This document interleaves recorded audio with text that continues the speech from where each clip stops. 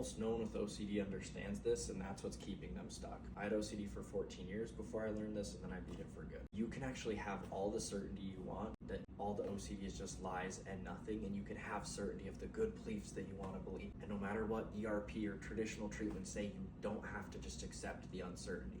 But you have to know the right way to get the certainty you want, because you will never be able to prove your way to certainty. The more you try to prove something, the more it tells your brain the opposite must be true, or else why would I be trying so hard to prove this thing? So when you try to prove something, it's just going to make you more uncertain.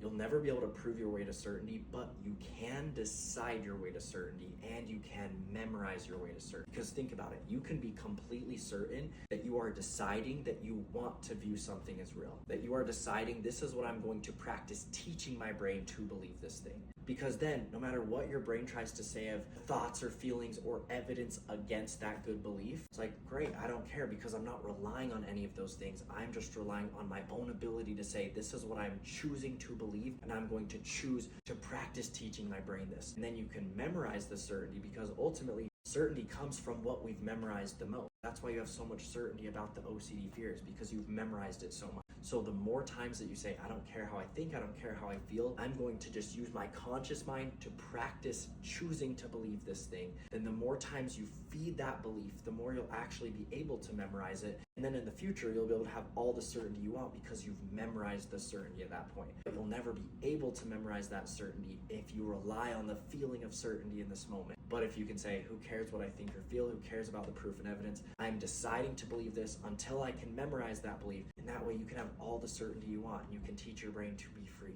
for good.